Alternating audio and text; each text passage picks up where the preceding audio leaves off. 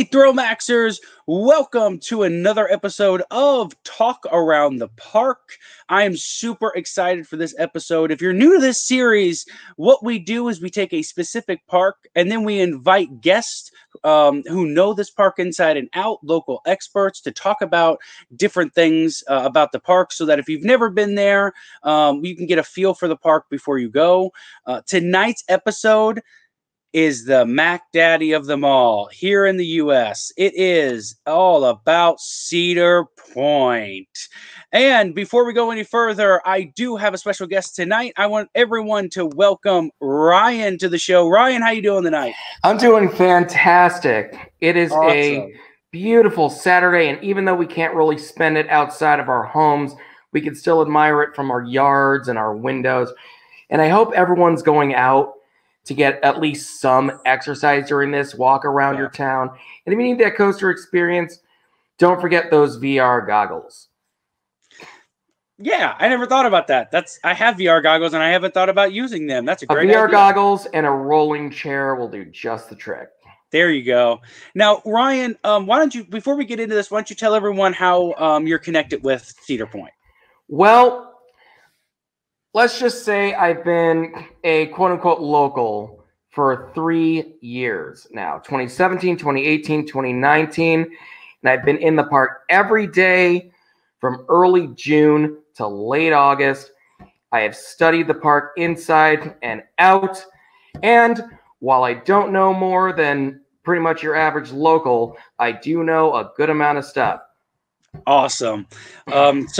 So I'm super excited to have this episode with you tonight. We're going to jump right into things. Our first segment is, what audience is the park geared towards? Why don't you go ahead and kick this off, Ryan? What audience do you think Cedar Point is geared towards? Okay. Now, Cedar Point, to a lot of outsiders, may seem like it's geared a lot toward enthusiasts, and they do pay a lot of attention to those enthusiasts. You're going to see enthusiasts in different coaster shirts everywhere. Like at most Six Flags, you mostly see guests with shirts pertaining to that park or maybe a park very nearby. At Cedar Point, you're going to get coaster shirts from all over the country and even all over the world. However, it is still a business. It still needs to make a lot of money. So it's geared still a lot towards the general public, what the general public wants. Here's an example. Catering to the enthusiasts, we have been begging for years and years and years for them to transform Mean Street, this grotesque abomination of a coaster, into probably what is the most beautiful and biggest and baddest coasters on the market today, and arguably one of the best in the entire world. That was a gift to enthusiasts. If you look at Valraven, on the other hand, people weren't really asking for a dive coaster. That was, and the way they marketed it was mostly to appeal to the general public. It's not a bad ride. It's just not what most of the enthusiasts were expecting for the park. I agree. Obviously, the nickname is America's Roller Coaster, right? And so if you're going there for those extreme thrills, they've got them. However, if you look at the coaster lineup, they have tons of examples of family style coasters. Look at Gemini. I mean, that's 2 credits right there. You also have Pipe Scream, and things like that. But you also, Pipe Scream. Cedar Point claims that it's a credit. I'm going to go with that because that's what the website says. It's arguable, but it's at least it does have the little hump. At least it's got the little airtime hump. Okay. Yeah. Airtime hump. But it does have the little hump. It looks more like a coaster than maybe just the Six Flags St. Louis version's been saying. The definition of coaster among enthusiasts seems to be evolving as time goes on. So we might get a ruling at some point on whether or not it's actually a coaster from the enthusiast community, but everyone counts those differently. Personally, I don't count it, but I know a lot of people who do, and that's fine with me. Yeah. You also have, two really solid kiddie coasters in the park. And so, where some parks like Six Flags St. Louis has 0 kiddie coasters, you guys have 2 kiddie coasters in two different little. They're not right by each other, are they? I don't think they're right They're by both each in Snoopy, though. other. They are. They are. But you've also got Iron Dragon, which is a family-oriented coaster. It's not my favorite coaster, but the families seem to love it. It's still got the height requirement of corkscrew, which can be a little inconvenient to those with small kids who might want to ride something like Iron Dragon. However, to those who are tall enough, I've seen that the kids who ride it really enjoy it. Yeah, I agree. And so there's just, when I look at this, it is more than just only enthusiasts can go. It's not that. You can literally find, and not just with the rides and stuff like that, but if you start looking more into it, like Hotel Breakers, that's right there. That is, if you have the money to stay at Breakers, like, do it. Like, go there with the family. You're gonna have an awesome experience. I stayed in Breakers in 2012 when I first went, and it was really nice. It was like the Disneyland Hotel. Yeah, and you're right there. And then, you also have this amazing water park. Cedar Point Shores is fantastic. I love going there, especially after like half a day where it's too hot. Just go in the wave pool. Yes. But and I've never don't take your phone in there. No matter how waterproof they say that is. I made that mistake this year, but I have a new iPhone X. It was time for an upgrade anyway. So yeah, there you go. But one thing, and we'll move on from this here in just a second, but one thing that struck me about the water park, when I went there, let's see, it was a few years ago. It was the first time that I had been. And I went with my family, and I had at the time, 2-year-old, 2.5, 2-year-old, I think it was 2-year-old, nephew, at the time. And so we took him in the water park, and there's a section, it was the year that Cedar Point Shores opened, and, when they rebranded it, there is a section of kid slides. There's like 12 of them. I mean, you're in this pool and you look around. I've never seen that many kid-oriented slides in a water park. All right. I mean, like for me, I was like, oh my gosh, this 2-year-old kid can go on 10 of the 12 slides, and he feels like he did all the big slides like the big kids did. And it wasn't just a few scattered. It was a whole. And then there's more, as you start walking, but there was so much to do there. And you forget for a second, oh, yeah, I'm at the park that's got, 200, 300, 400-foot coasters inside of it. Yeah. For a second. So this transitions really nicely into our next segment. We're already kind of talking about this, and that's the park's ride lineup. I'm going to let you kind of kick it off. We talked about some of the coasters, but what else does the park have? The park has one of the largest and most diverse collections of flat rides geared towards people of all thrill-seeking levels. Yep. At the very bottom, you've got the Camp Snoopy and Planet Snoopy and Kitty Kingdom rides. And at the very top, you have the glorious Skyhawk, which is one of the few large S&S Scream and Swings. And that thing gives you a lot of airtime at the top because it swings past the vertical.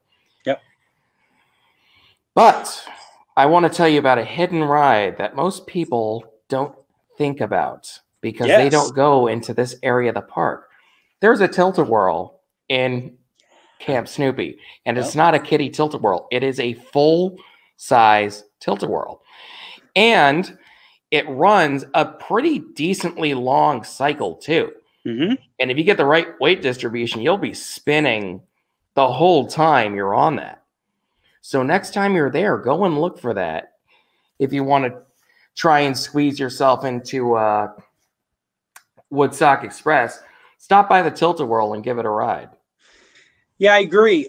That's what I love about Cedar Point is that they have such a diverse collection of old school mixed with new school. They've got your classic fair kind of rides, mixed in with, like you said, the Maxx Airs, the for those of you who don't know, that's the Frisbee ride that they have there. And so there is so much to do. My favorite flat ride, this is just for nostalgic reasons, is the Matterhorn. It's a Flying Bob's version, little short of a cycle. So Cedar Point, if you're listening, extend the ride cycle if you can. Make it like Matterhorn, 3 minutes, like a fair cycle, and run it backwards.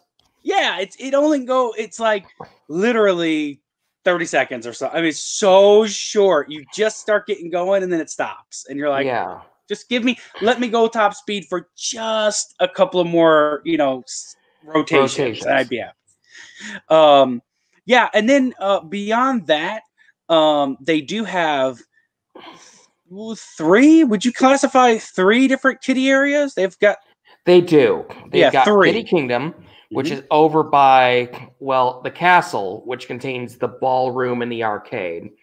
They've got Planet Snoopy on the other side of that, which has a handful of the rides you find at Kings Island's Planet Snoopy. And then you got Camp Snoopy over by the Gemini Midway, which is a little more robust.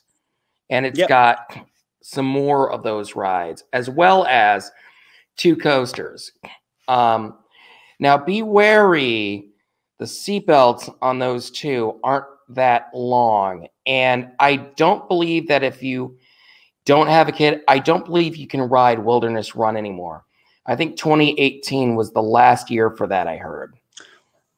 Now, I could be mistaken with this, so correct me if I'm wrong. But Wilderness Run is a very special coaster. It is the very first Intamin. Yes.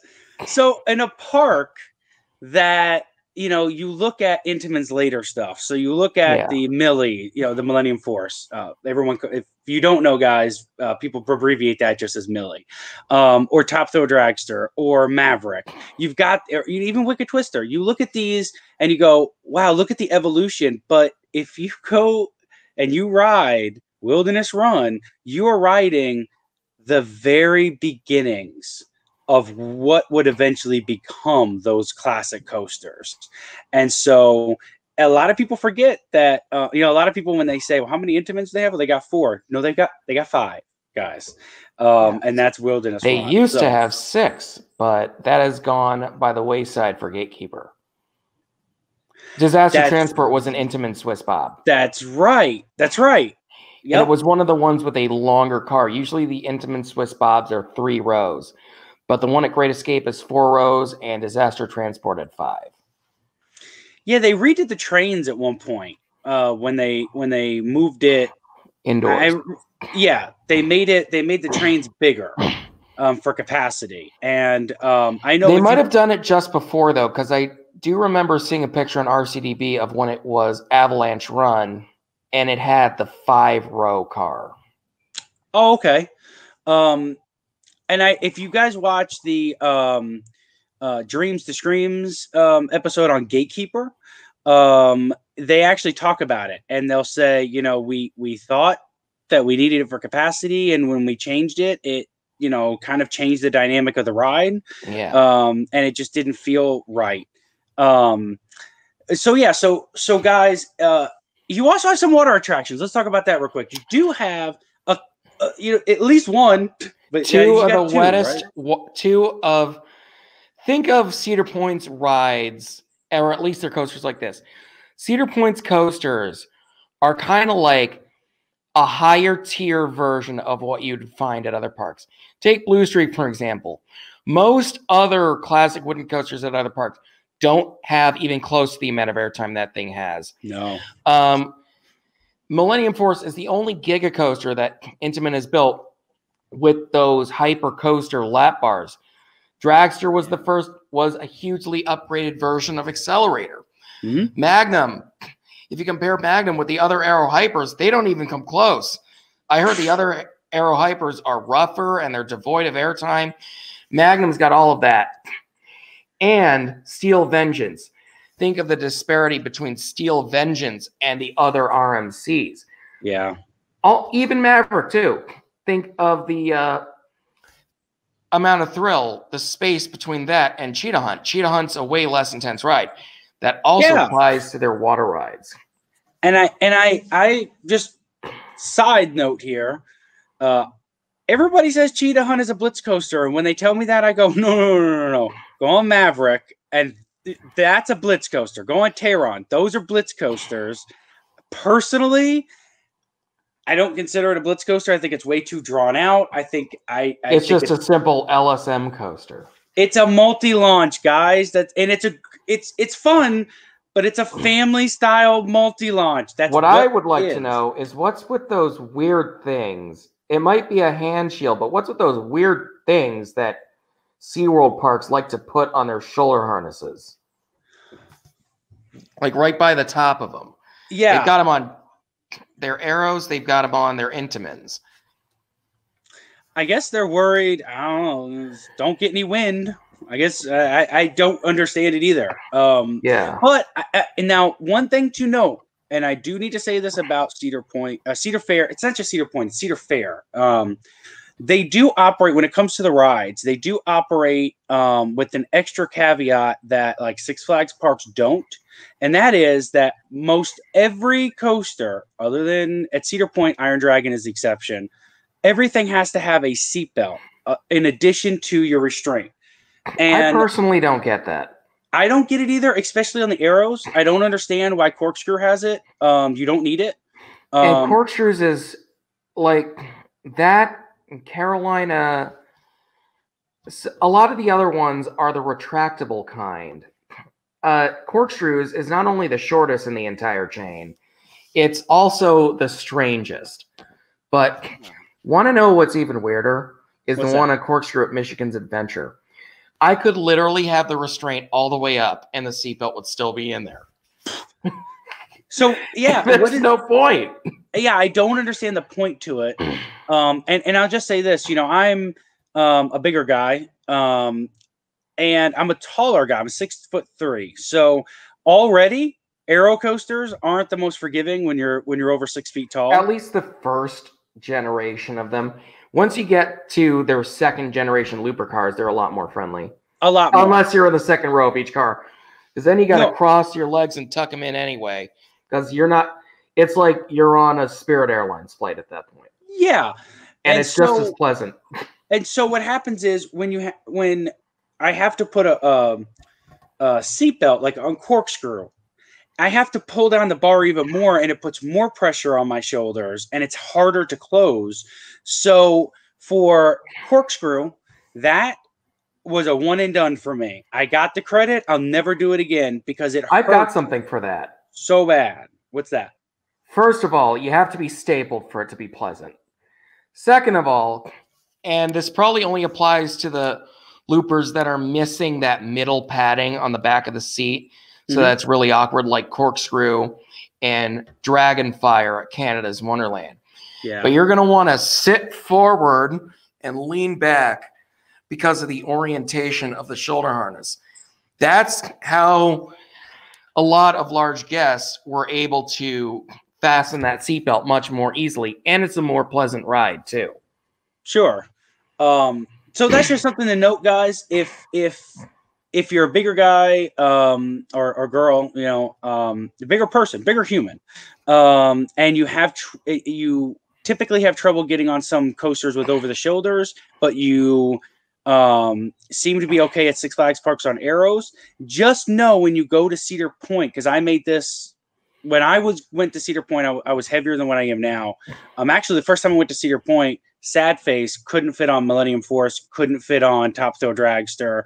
And so, but I said going into it, when I was looking at the ride lineup, I was like, oh, they've got, you know, Corkscrew. I didn't even think it would be a problem because historically, anyone could fit on arrows when you go to Six Flags park. But when I get to Cedar Point, all of a sudden, I had to wait. I think it was blue car. It was white car or white train, fourth car, row 1, left side. and that I had to wait for that train because I couldn't fit on the other ones. And I remember getting off there, shaking my head, like scratching my head, going, wow, what was the problem? Why couldn't I get on this? This is an aero coaster. It's an old school aero coaster. I should have been able just to, put it. Shouldn't have been no problem. I also have another bit of bad news regarding Power Tower for people who haven't been there since 2018. So S&S decided to start changing their restraints, and they gave their parks two options, kind of strong-armed them into choosing those options. One option was that they could put a lap seatbelt. The other option was they could change it to a dual ratchet over-the-shoulder restraint. That's the option that Cedar Point and a lot of other parks chose. And with that came a seat sensor, and the seat sensor does not match the seatbelt.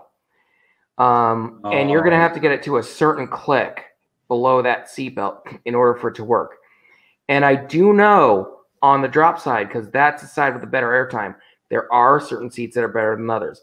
I have ridden Power Tower hundreds of times last season because I loved it, and it almost never had a line. So I have discovered that seat number 11 on both towers is not good. Seat number 12 is a little bit better, but mostly you're going to want seat 3 or seat 6. You're going to want to avoid 1 and 2 on the tower closer to Valraven, and you're going to want to avoid 8 on the tower closer to Dragster. On the other hand, I don't know that much about shot side. All I know is that on the shot tower closer to Valraven, 1 is the seat you want to avoid, and 9 is one of the better seats. Okay, that's awesome tips. I never knew that, and I never noticed that. So when I returned to Cedar Point this past season, I have finally, and I've been there more than that, but I had finally lost enough weight to get on everything except Wicked Twister. Wicked Twister is kind of the odd one out there. Yeah, but that's not Cedar Point's. Cedar Point's. That's just an Intamin thing. Intamin is like really weird, and I'm trying to figure out what Cedar Point did to convince Intamin to put nice long belts on Maverick, because something tells me that's not something Intamin wanted to do. No, Intamin is just their belts, and I get that they need to act as a measuring device, but the belts on some of the Intamin coasters and rides, a drop tower, are very unreasonable in terms of length. Yeah, I agree. I've always said, hey, if you can fit on Intamins and you can fit on RMCs, you're pretty much good. Because just don't go to the coasters in China, because I heard a lot of those have weight limits. There's 2 that I know of. The tilt coaster at Hefei Wanda has a 90-kilogram weight limit. And Roman U Park's Euro Express, their Intamin Kanonen clone with a lift hill and a shorter train, has an 80-kilogram weight limit. That's 176 pounds, and that is lighter than probably 80 to 90% of grown adults in America. Yeah, even coasters. So I've got a buddy of mine who works for an airline and goes over there a lot. And he was telling me, look, man, even coaster manufacturers like B&M, and they, for their what was it called? Steel Dragon 2000. So they're I heard that one's bad.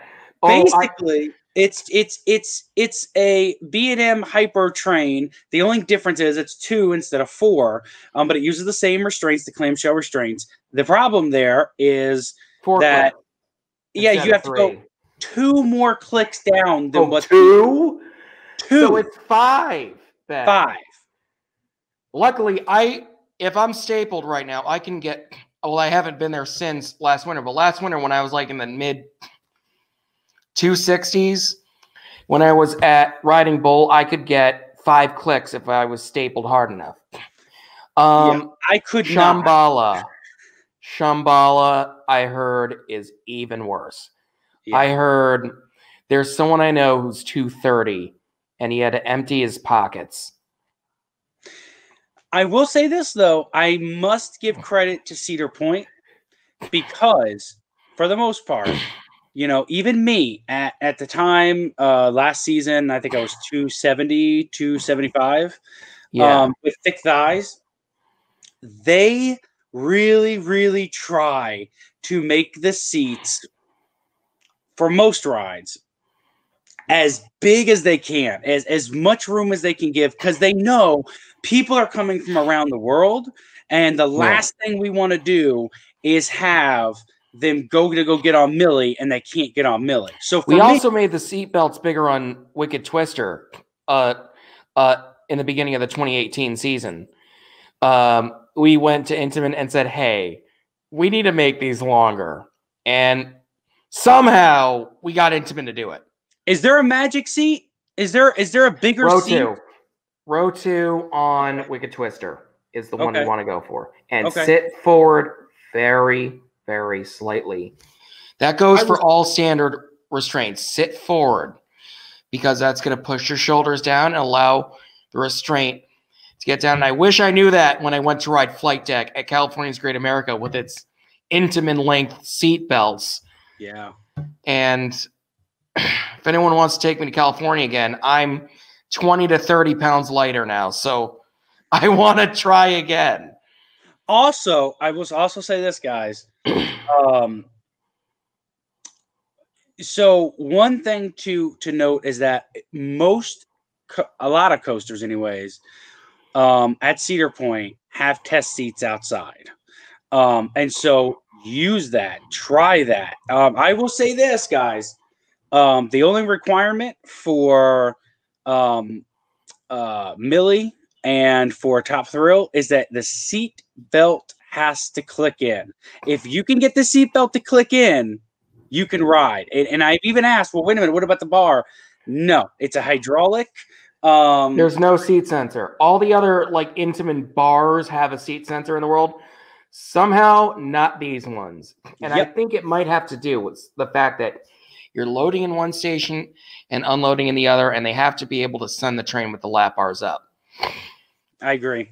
I have a technique, though, for that, too. So what you do is, I don't know if this matters much, but you're going to want to have all your stuff in one pocket. You're going to take the seatbelt, make sure it's all the way out there.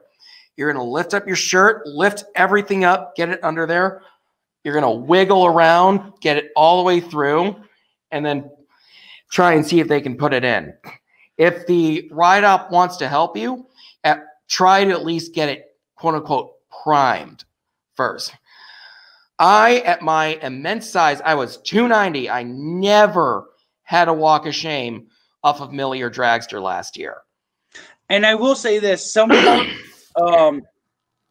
parks don't want to help the guests. They say, look, you got to do it yourself. Dollywood.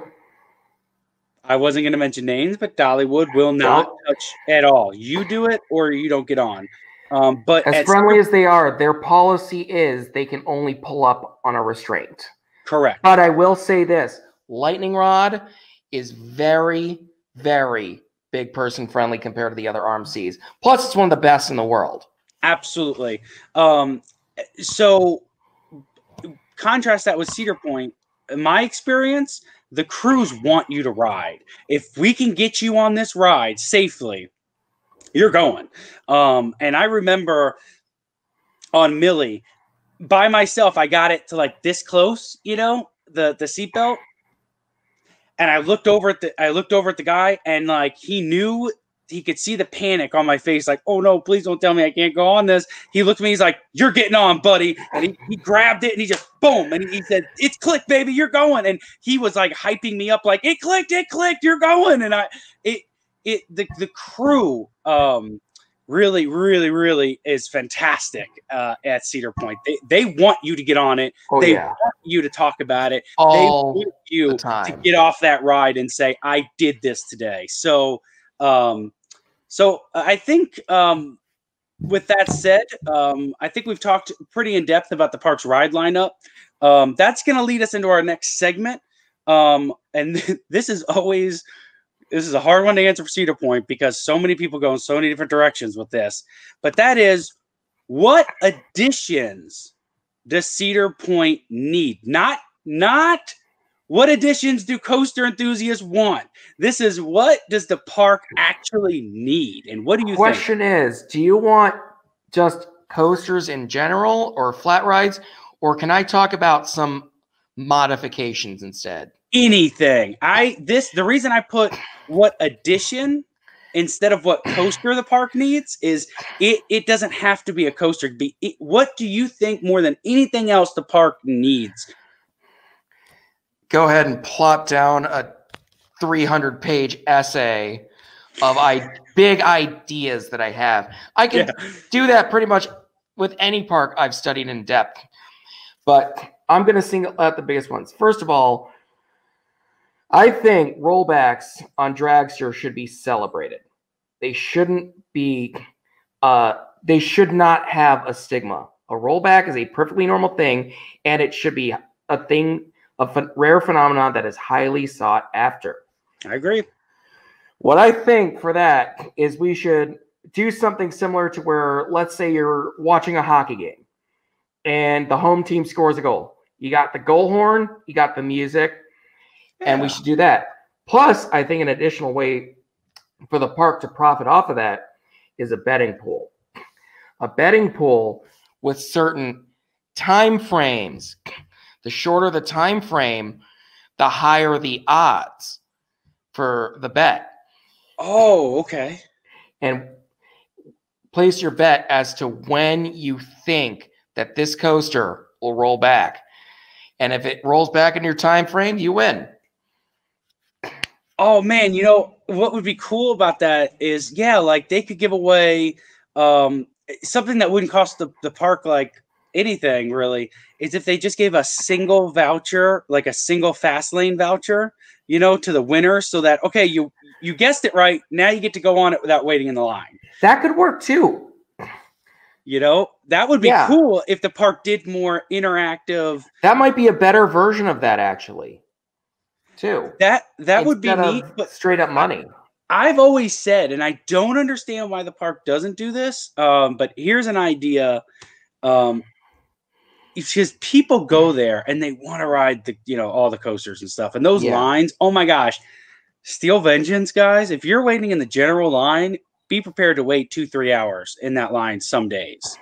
I've been in the line where the fast lane was still 30 minutes to an hour for the fast lane plus. So what I think is Canada's Wonderland has this. They've got that game where you buy the little circles and it's like the Plinko. We used to have that in 17 and I think 18. I don't know what happened to that. Get a Plinko game and give away single, just like Canada's Wonderland does. Give away a single. You get to skip the line on whatever it lands on, and so you would have some people out there who would just all day be throwing money in that Plinko thing. Like, let me get to Plinko's a lot. Plinko's addicting and it's a lot of fun. And anyone who watches Vanoss, Mini Lad, and all those people who play Plinko maps on Golf It know that. Yeah. Plinko can be a lot of fun. And you plop it down right in front of each big signature ride that people are going to want to skip the line on. You plop it down right in front of Steel Vengeance, Maverick, Millie, and you have those games throughout the park. And that would be a huge cash cow. Oh my gosh, you'd walk right up to the ride, and then, you know what? I got $5 in my pocket. Let me see if I can skip the line for this. And you throw it in there, and even if you can't skip that one, maybe you get something else. Maybe you get a Valraven or something. And like a food voucher or something. Oh my gosh, I just think like Cedar Point, we need more ways. There's so many opportunities that they could make money with betting pools and stuff like that. Yeah. Yeah. Now, when I think of additions, I do have a couple of. I've got two that I really think more than anything else. Not coasters. Well, one could you could make them into this, but The first thing is a dark ride. Oh yeah. We need a dark ride at Cedar Point. And I would go as far as say is if you want to make it a coaster because you want to get your coaster counts up, Triotech. That's a record they could go for. The highest drop track. Right. Or the longest dark ride coaster, the longest of its kind, the longest indoor coaster. Yeah. Although you could do that. The length for that is starting to grow more and more and more and more as Disney keeps outdoing itself. Yeah. I do think because there's nothing. There's no dark. There used to be back in the day. There used to be Pirate Ride. Yeah, and then didn't they also have? They also had some walkthrough stuff. Wasn't one of them like Earthquake or something like that? Something like that I'm trying to remember. I'm not sure. I saw a picture. I wish I had it up right now. If you know what I'm talking about, guys, comment down below. But the building looked weird. It looked broken or upside down. I mean, it looked weird. But Cedar Point had these things in the past, and they don't currently have any dark ride. And I just think you need that for a couple of reasons. One, there are some days I've been to Cedar Point where it is blistering hot, over 100 degrees with the index. And there's other than going into a shop or going into a restaurant or, there's not many indoor things, rides anyways, to go in and cool off for a while. There was really no indoor rides at all. None. And even when they had disaster transport, what I heard via a web search was that they couldn't run the ride in the rain because the roof would leak. And it would pool up water. Like in the trough, in the track, It would pool up water.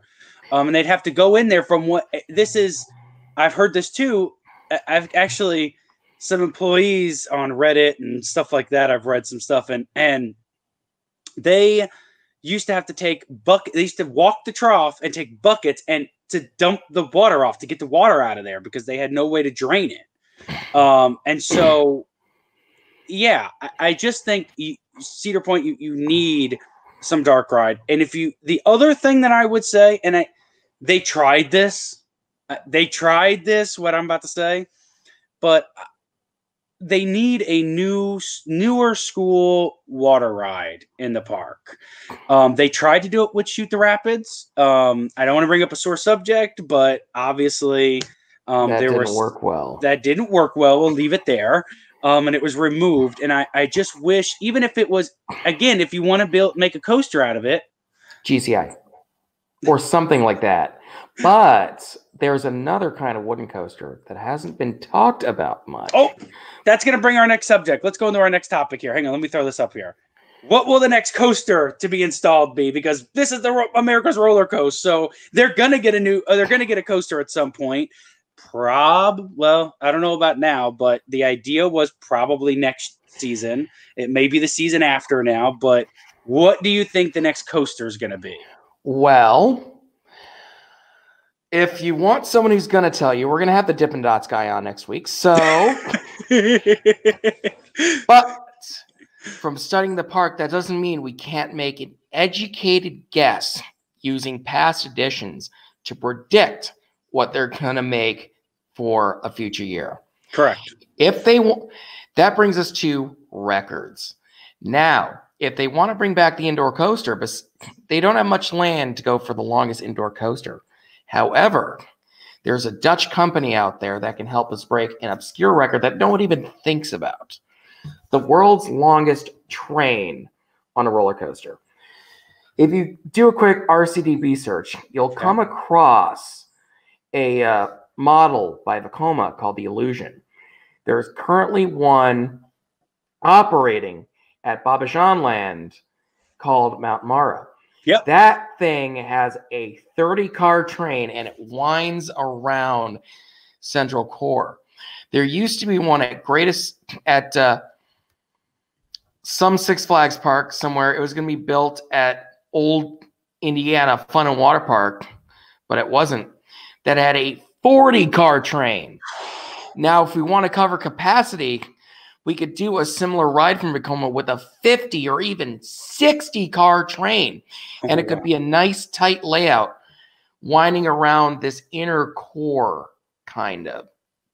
That'd be similar cool. to what they have in Babashan Land. So we could go for that. But there are plenty of more mainstream records that they haven't touched yet. One of which is the Flyer records. Tatsu's been out there since 2006 tackling all these. It lost its length record when Flying Dinosaur opened, and that's about to lose it when Fly at Fantasia Land opens. But I don't see why Cedar Point can build a towering flying coaster, maybe even a hyper flyer towering over the center of the park. We might have to sacrifice Roo and Dragon for that, but it's worth it because we can put that there. In addition, more wooden coaster records. RMC, I don't know if they're still willing to make Topper Track, but I heard something about Intamin from when I was at No Coaster Con. A guy was talking about B&M. They said, whatever B&M will do, it will work. But they won't do whatever you want. Intamins won't always work, but they'll do whatever you want. And although hasn't built since 2008, me and our host here were talking about a prefab. Which runs like steel, at least for the first few years, El Toro. Right. It could easily build that over 200 feet. Quiet polyurethane wheels and grout-filled track. And RMC, like they did with El Toro, could help with the construction. Now, I think the Frontier Trail could be a perfect place for that. There's a nice little patch there that hasn't been covered yet. And these coasters can be fairly compact, too. Yeah, what Ryan's talking about is I actually sent him a message just a few days ago because I was watching.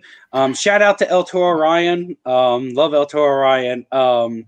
But I was watching his episode about problematic coasters, and he was talking about El Toro. And I'm looking at this prefab, and I'm going, wait a minute. For a park that has such iconic Intamins in their park, when you're thinking about wood coasters, because the general thought in the community is that they're going to get a wood coaster next. A lot of people think that. We don't know, but a lot of people think. And it makes sense because they currently only have Blue Streak that is although it has the airtime of an Intamin. It does. It's a really good coaster, but it's an old school, out and back, just classic coaster. And when you're looking at their lineup, they're sorely missing a modern wooden coaster. I know the GP would probably look at Steel Vengeance and go, that's wood. Look, it's wood supports. But we all know it's not wood. It is considered a steel coaster. That's why it's called Steel Vengeance, not Wood Vengeance. It's Steel Vengeance. But with that said, everyone's going GCI. A lot of people that I've talked to are like, GCI, GCI, GCI. Yes, I love GCI. Do not get that wrong. But when you're talking about Cedar Point in particular, you have to think records because every coaster, everything that they open, even just rides, Skyhawk when it opened, the tallest swing ride of its kind. And, you start looking at it at, oh my gosh, Windseeker, over 300 feet tall. And you just start looking at all their coasters. And at some point, most of their coasters, if not all of, well, not all of them, but most of them broke some kind of records or held some kind of records. Gemini was the tallest, Corkscrew, even going back to Corkscrew. It was the first coaster in the world to go upside down 3 times. No one had ever seen that before. And so, when you start looking at their coasters, I'm in the camp that not every coaster in the world needs to break a record to be good. Okay. You don't have to break records, and I really hate when people think that, like, oh, this park's getting a new coaster. It's gonna break. It has to break records to be good. That's not true. However, No. for Cedar Point, they do break records. This is what Cedar Point does. And so when I think of the next coaster and I start hearing GCI, I start thinking, am I going to get a record breaking coaster at a GCI? I don't think so. Actually, they might be able to pull something off if they use those infinity flyers. Maybe, but you're not going to get, GCIs, there's so many of them that hover right around the 100-foot mark. 100, 120 feet. Yeah, that seems to be their range. Sweet spot. And so you're not going to see a 200-foot GCI. You're not going to see the longest GCI because they don't have the space. If you're not the tallest, well, you're probably not going to be the fastest. So you're not going to get that record. And so I start thinking, but then that led me to when I was watching the Intamin Prefab Woody show on Alto Orions, I said, wait a minute.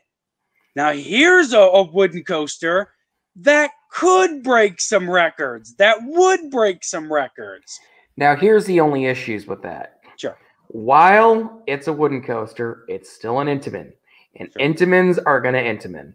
There's nothing you can do to change that unless you're Disney. On the other hand, yeah, I've heard through a little searching that prefab Woody like El Toro was still $20 to $25 million, which is way more expensive than a wooden coaster of even similar size would be or even should be. So you've got that cost associated with that too, and you're still going to need to do the regular wooden coaster maintenance on it. Yeah, and I yes, the maintenance, yes, that's an issue. And other people I've talked to are like, yeah, but prefabs, we thought they were going to hold out, be maintained better. We thought it was going to be less maintenance. That ended up not being the case. We still have to do, a lot of maintenance to them and even replace. I mean, look at Colossus. They had to replace all the tracking on it which is expensive because it's prefab tracking. So it's way more expensive. And I get that, but then I go back to, yeah, but Cedar Point's not afraid to put in a problematic coaster. They're not afraid, and their staff can handle it. If anyone in the world. So I look at that and go, okay, the maintenance issues would be an issue for any other park.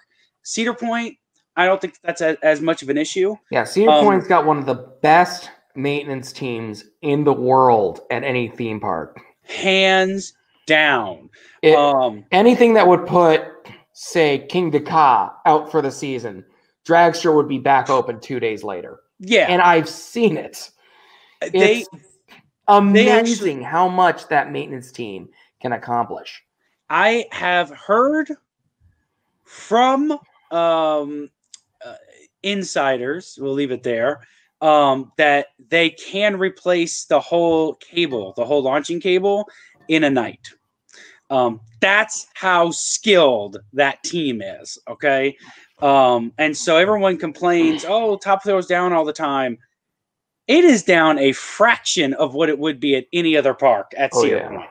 I mean, Cedar Point, and because of that, I never really think I'm unsafe when I'm on most roller coasters, but I feel extra safe when I'm at Cedar Point because I'm like, their maintenance is so top notch on these coasters. I was telling you this right before the show. I've been on Steel Vengeance platform getting ready, and I'm 5 trains away from being dispatched, and it's the end of the night, the last 20 minutes or so, and the maintenance crew has been there ready to go. And as soon as that last train gets in and those people get out, they start getting to work right away to get that coaster ready. Oh yeah, that was the case on Valraven too. Right at closing, they're always there.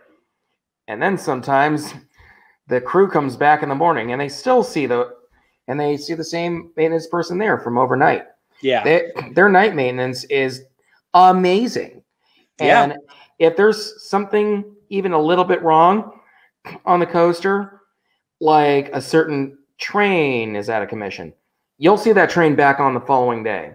I've seen other parks that have something wrong with a row or a train, and they don't even fix it between seasons. not going to mention names, but maybe parks closer to our neck of the woods here closer in to the home. Chicagoland. A certain clone has been having that issue. Yeah. Well, and there's a certain, I won't say tornado. I'll say, a certain twister that also has rows that will be out for weeks on end, months on end. So got to give it up. I totally agree. But when we're thinking about, coasters and stuff, I do think wooden. I think we are aligned. We would love to see a prefab. My only thing with the prefab is it would have to be, yeah, but it's also you've got Steel Vengeance, and is a prefab going to be is it going to be too similar? Are people going to be able to know the difference? And I think Intamin can pull it off, but I just think if anything, do something like El Toro if we can find space where you have a couple of really big hills in there. Yeah. Because Steel Vengeance has a couple of hills, but the airtime hills, the traditional airtime hills, are all kind of smaller towards the end of the ride. Other than that one big top hat that you go through. And so if you did something more along those lines, I think there's a couple of coasters you could remove to make that happen. Even if it was like a Rougarou. Take it out, put a big old Intamin prefab right there. It'd be so cool. There's other records too. Now, water coaster. And I don't mean the type that isn't called a coaster. I mean the type that is. We could call Intamin back for that. And we could make Aquatrax. Maybe an Aquatrax, but Aquatrax isn't really a water coaster because it doesn't have a splash section. You're right. I'm talking something like Divertical, the scaled up to the size of a Hyper. The world's first Hyper water coaster to add. It would most likely be over in Frontier Trail with the other ones, but it will at least add something to take the heat, no pun intended, off of Snake River Falls and Thunder Canyon. I agree. Yes, you guys have a water park there, but if you're not in the water park, if you're in the dry park, it's dry. It's a dry park. And it's so big that on those hot days, there's sometimes where I wish, oh my gosh, I wish their log flume was still here. Just which one though? Mill Race or Whitewater or both? Whitewater was pretty fun. Whitewater looks pretty cool. I like Whitewater. But the Mill Race, I don't know. That's a hard question. Guys, comment down below. If you could bring back the log flumes, would you bring back both? Would you bring back one or the other? And why would you do that? So yeah, the other thing you could say, if you want to go height record. So if we want to get them over 500 feet, I don't think you're going to see a traditional. It's going to take up way too much space to go traditional lift hill drop. I mean, the amount of energy that you're going to need to burn to get up to the top and the amount of energy you're going to have to kill off on the course requires so much track. I don't think you're going to see that, but polar coaster. Now, while the efforts of all the other polar coasters seem to have fizzled out, it's still a thing, and it still could become an actual thing. And if you look at the plot of land it actually takes up, it looks like a water tower. I mean, it's obviously a little bit bigger, but it basically is just it's just a small plot of land. It's just that circle that you go vertical. So, okay, you might not get that 500-foot drop, guys, but you'll get a coaster that's over 500 feet. And the POV animation for the one that was going to go to Florida looked terrifying, in my opinion. I mean, it just looked. Oh yeah, it looked great. Looked great. It looked scary. I was like, I don't need a 500-foot drop. Get me some hang time 500 feet in the air. 400 feet in the air. Give me some.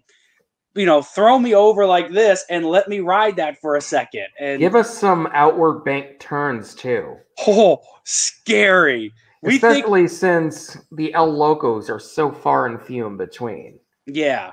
So I agree. I think, if you want to go wooden route, I'd like to see the prefab from Intamin.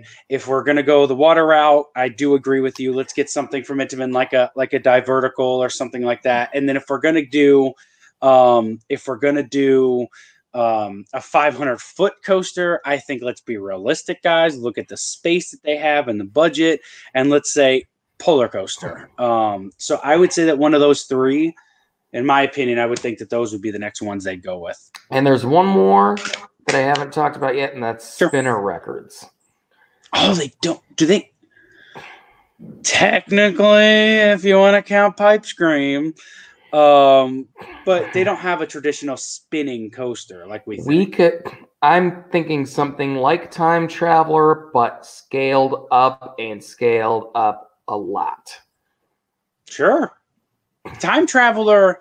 Put 10 inversions on that thing too. While you're doing controlled spins. Exactly. That'd now, I think the crews working it might not like it because that would be Barf City.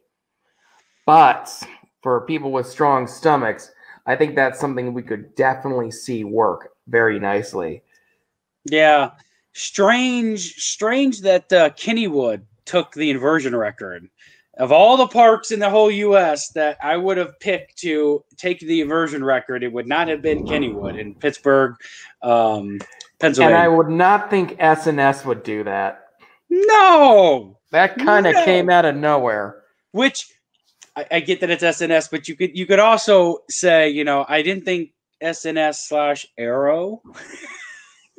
I didn't think Arrow could ever do that, And they did.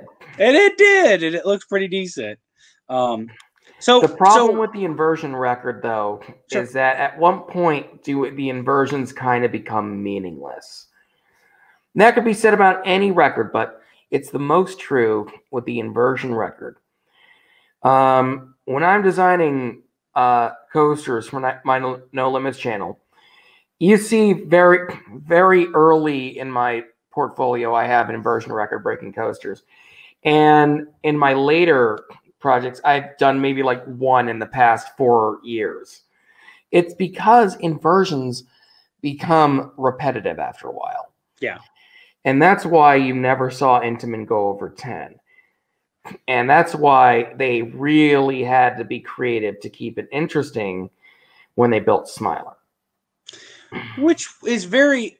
Well, first of all, Intamin was like, okay, you guys want 10 inversions? How about we give you 4 barrel rolls in a row? Okay, because that's going to be something that you remember. That's going to be something that's like, whoa, this is more than just circular loop followed by corkscrew type loop followed by circular loop followed by, but the I think motions that 4 is the sweet spot too, because after that, it's going to become like, okay, this is enough. Give us something else. I agree. I agree, and I wish that I wish we could invent different types of inversions, because at this point, we got vertical loops, we got corkscrews, we've got 0G rolls, we've got Cobra rolls, but it's all the same stuff. It's sidewinders. I've seen some pretty weird stuff come out of the later Intamin coasters and out of the No Limits 2 community. I'm really hoping that Intamin will look at some of the better No Limits 2 coasters, like the one that actually act like coasters, not the weird hand-built ones. Yeah. But the ones that actually act like coasters, and look at an inversion and say, hey, can we do something like this? Yeah. Maybe that's what led to that. What led to that? They're building the new coaster overseas that's got the inverted Cobra roll. Oh, yeah. And that's like, yes, thank you, Intamin, for giving me something yet again we haven't seen. That's so cool. I do want to move on to a couple of we have like 3 more little we have 2 sections and then our overall thoughts. I want to get to those real quick because we're approaching the hour mark on this video. Because as cool as Cedar Point is, as awesome as the roller coasters are, as well known and renowned as all of the coasters are, there is more to this park than coasters and flat rides, guys. And 2 specific things that I want to talk about real quick. The first one is food, and some of the best you'll ever see at a theme park. Ever. Now, first thing I want to say, the dining plan is fantastic. It's just like SeaWorld parks, Busch Garden parks. Well, Busch Garden's owned by SeaWorld, but if you didn't know that, and you've been to Busch Gardens, if you buy the all-day, the daily dining, you get to eat every 90 90 minutes. minutes. 90 minutes. So in the course of a day when they're open for 10, 12 hours, you can really get a ton of food options. And there is so much on the dining plan, which I'm going to let Ryan talk about more. And then if you get the all season, you get a lunch and a dinner, and that's it. So I usually do the dailies so that I can sample. I don't even eat a whole meal. I just sample throughout the park. And before I kick it over to you, the two places I love the best. So Chicken Pete's. Oh yeah, crab fries. Their Philly cheesesteak sandwiches in there are so good. And then now they have fried calamari. I like seafood. It's not on the dining plan, but it is really, really tasty. I love that. And then my second favorite in the whole park, there is this place called Backbeat Barbecue. And that Backbeat Barbecue place, the mac and cheese there is fantastic. The best I've ever tasted in that whole park. And we've got like 100 different mac and cheeses in there. Now we're going to have even more since we're building a mac and cheese place. Although they took out the one underneath the Skyride station. So I guess the net results is only a little bit higher in the mac and cheese quantity. But that mac and cheese over at Backbeat is insanely good. I wish they could just give you a huge bucket of it. Yeah. And then all the meats and stuff, guys, if you get a chance, that Backbeat is pretty good. But What else do we have? What else? What other notable things? If you go to Cedar Point, what do you have to try? What can you not Cheese on a stick. Cheese on a stick? What is it? Cheese on a stick. Tell everyone. I know what it is. It's deep fried and it's put on a stick. If you want something that's going to hit the mark every time consistently, it's cheese on a stick. Sure. But if you want something more sophisticated, over by Wicked Twister, ironically, the coaster with the shortest seatbelts, is probably one of the most fattening restaurants you will ever run into, and that is Melt Bar and Grill. They give you these unbelievable sandwiches. Like, you can go on their website and look at all of them, but my personal favorite is the Mighty Macaroni. You got a sandwich with macaroni and cheese, American cheese, and then a thing of fried macaroni and cheese. You put it all in there, and it's like this tall. You can't really see it. Okay, hold on. Okay, it's like 4 or 5 inches tall, this sandwich. And it comes with a huge thing of fries, but I like to get mac and cheese because if you're going to go mac and cheese like that, you might as well go all the way. Yep. And just one of their dishes filled me up. Yeah. That's how big they are. But oh my God, that food is amazing.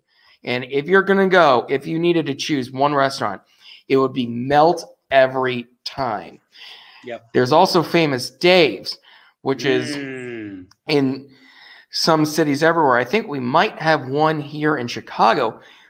And I would love to go eat there when we can leave our house again.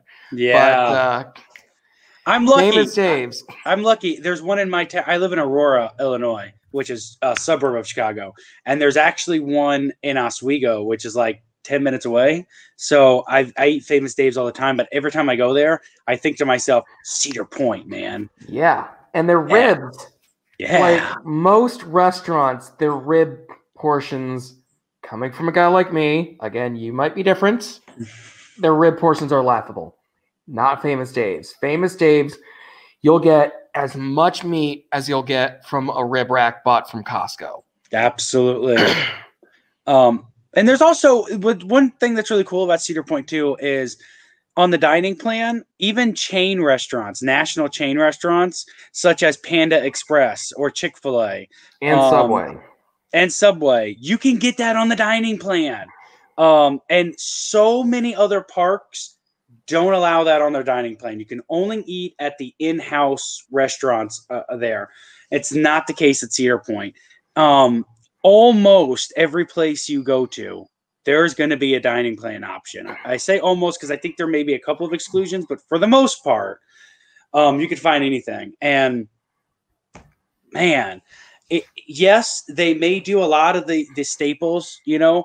That French fry place, the fresh cut fries that's right underneath the Skyway.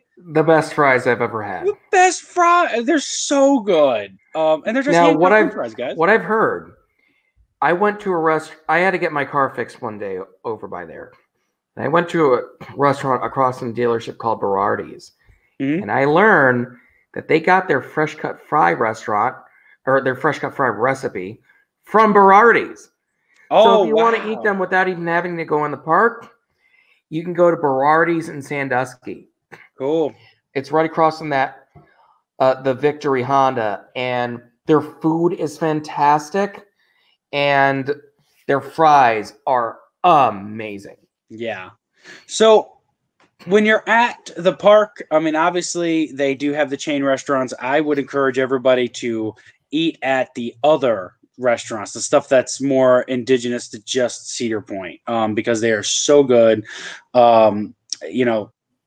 Definitely check out their food options. And then for their 150th celebration, they're even bringing back some special food items and blasts from the past.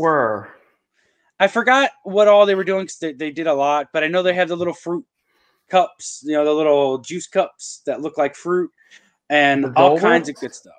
Or is it something? Is it a Dole Whip or is it something else? No, it's. I think it's juice. I think it's going to be juices that are inside of those little things. Like I know one of them looked like grape. Yeah, and they used to do that back in the day. So they also had crab cakes at one point when I was there last year over by Gatekeeper. Oh. That's something you will never see outside of a SeaWorld or Disney park or Universal Park. No, but they had them. Yeah. So remember, guys, if you guys go there in between your coasters, in between your flat rides, ladies and gentlemen, make sure and go get some delicious food because it really is awesome. And I recommend getting the daily dining plan because you get to eat every 90 minutes. And if you do that, go around the park, sample the park. You don't have to eat the whole thing. Just sample it.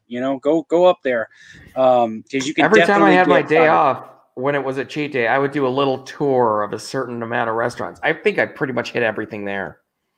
Yeah, I did on that. Oh, trust me. If I'm there for 2 days and I've got daily dining plans and I get to eat every 90 minutes, I'm eating everything in the park. I'm going to sample it all. And so the last category, though, and this does play into some of the food options because they do change a little bit, for different events. And so the last thing is special events. And the one that, well, there's two, and I'm going to let you talk about the one that enthusiasts go to every year because it's super cool. But Haunt, everyone talks about how busy Haunt is, how cool Haunt is. There's a lot of cool stuff. If you guys like haunted houses, if you like Halloween, make sure to get to Cedar Point. It is the last event of the year for Cedar Point. Once Haunt is over, they shut the gate. It's done for the season because it gets super cold super quick up there. It's cold in the summer sometimes. Yeah. Imagine how Arctic it would be during a Winterfest. Yeah. When people ask me if they're going to have Winterfest, I'm like, not a chance. Because for sure. I have a feeling that it's going to be like you see on the news in Chicago, where you see the cars parked by Lake Michigan and they're covered in ice. Yeah. And you got the mist coming off of this beautiful lake, and that wouldn't be good in the winter.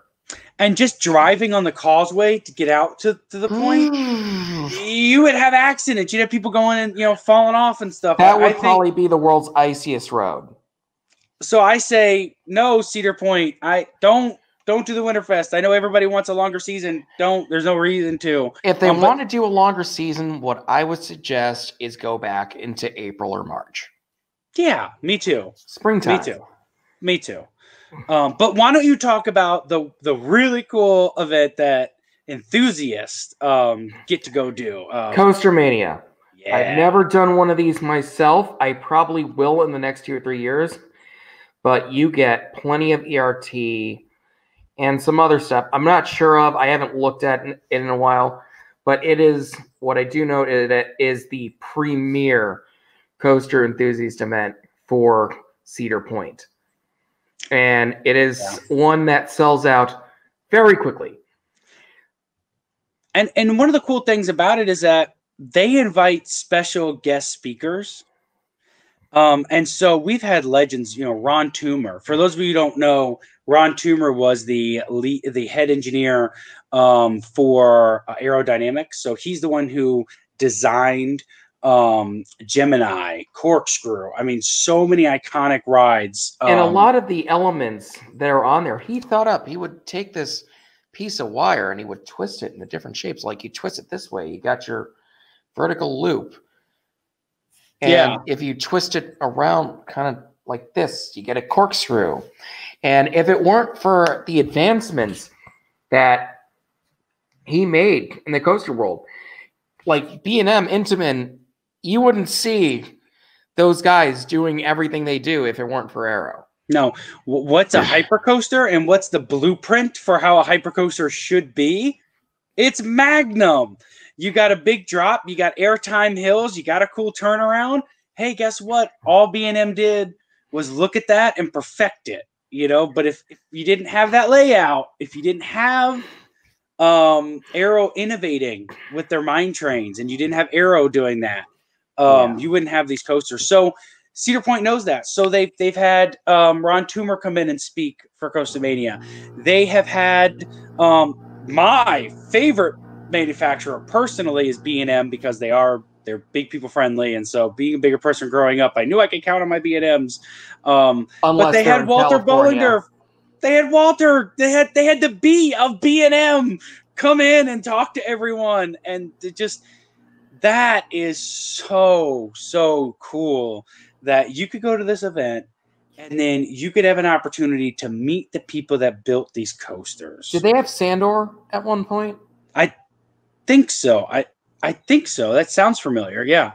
And I'm trying to figure out if they're going to have a year where they bring Alan Schilke or Joe Draves or any of the modern marvels of the coaster world. They need to. Schilke needs to be there. If everyone talks about Steel Vengeance and how Steel Vengeance is like... Or even Fred. Fred would work. Fred is even some ways even better. I love Fred. I don't know him, but I love what I see. The issue with Fred is Alan's a little bit more prominent. He's just a little bit more social. He's a little bit more, likable. Not likable because Fred's likable too. They're equal, but they're all likable. He's more charismatic. Alan is, and I would love to meet. I've never met Alan Schilke, and I would love to meet him. I feel like. Yeah, all I want to do is just shake his hand and say Graham from Gravity Group. I hope they bring him in at one point. Yeah. And then like you said, you get all the ERT. I know they have a cruise ship that goes, like you said, around the island, and you get to look at everything. And so yeah, Coastermania, guys, if you're an enthusiast or you just want to learn about, coasters or if you just want some really great ERT, and those of you who don't know, ERT stands for early ride time. If you just want some early ride time before everyone else gets to ride the coasters, or you want a lot of it, get to Coastermania. But you gotta be on top of it because it's gonna sell out in less than a day or even a couple hours. Yep, absolutely.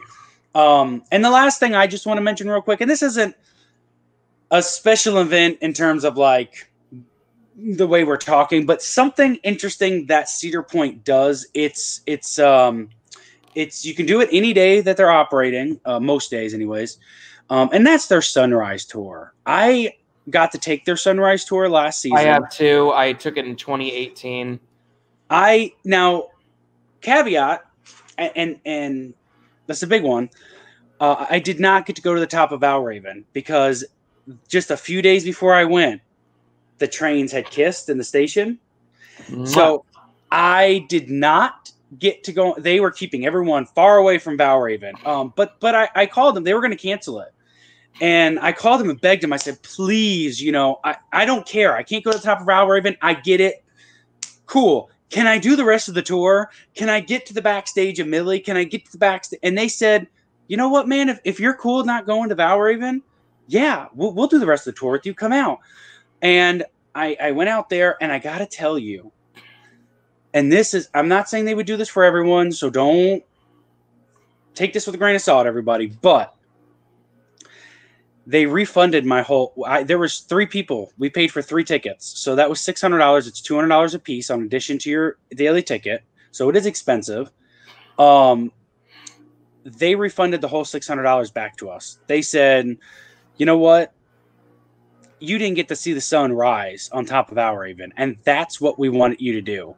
So you know what? We're gonna let you." So basically, they were like, let's show you all the backstage stuff. Let's bring you into the restricted areas. And for me running Thrill Max, it's awesome to be able to film all that, you know, and to have someone there who just says, yeah, post up, do whatever you want.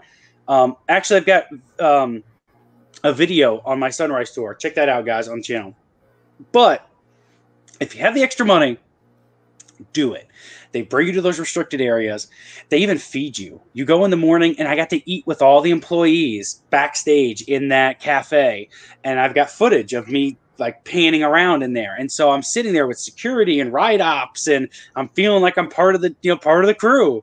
And then we went on all the rides, and then we got instant access, which is even better than Fastlane Plus, straight onto Maverick, straight on the Steel Vengeance. And then they even gave us some extra ones, but they gave us a whole bunch of individual single tickets, fast lanes and fast lane pluses, and they said, y'all just go have fun for the day. And so, I know it's not a special event, but I did just want to mention that if you guys special anytime you do it anyway. Yeah, man. I mean, you get there at like 6 in the morning, and you get to the top of Valraven, 200 feet up, over 200 feet, 230 feet up, and you just see that sun rising over Lake Erie right there on the calls, and it's just spectacular. Get your cameras ready, and if you're thinking of doing something special for someone, it makes great places to do engagement announcements and just anniversaries. You could take one on top of there. So that's going to wrap up our show pretty much for the night. However, we always end it with just our overall thoughts of the park. I'll go first, and then we're going to sign off with Ryan. I will say my overall thoughts of the park is fantastic. The best, the best theme parks, those are Disney and Universal. Those are the best theme. But if you talk about the best amusement park, in the country, it's Cedar Point. And I won't just say that. I'll say that clearly, based on the Golden Ticket Awards, it is a top-tier park in the world. It's number 1, number 2 in the world. So if you're, it doesn't matter. If you got young kids, bring them out. We got kiddie sections. If you're just want to go and go on a food tour for the day, go do it. If you want to go ride the biggest and baddest coasters, go do it. If you're a grandparent and you still ride roller coasters, but you want to remember those nostalgic stuff, go ride Gemini and things like that. There is something for everybody. So get to this top tier park. That's my overall thoughts. Ryan, why don't you take us home? What do you think? Well, it's not my number 1 because Knoebels is just amazing. However, if you're looking at just a large amusement park, Cedar Point is definitely God tier in terms of amusement parks. I'm not sure how the crowds are going to be with everything going on, and I'm not sure when they're going to open again. But if you got a weekday, mostly, so you can try and avoid the crowds, definitely every coaster enthusiast or every person should make the pilgrimage to Cedar Point at some point in their lives. It is the true roller coaster mecca of the world, even if it doesn't have the most anymore. Yes. And even if they don't have the most, gosh, they still have more than just about any other park you're going to go to.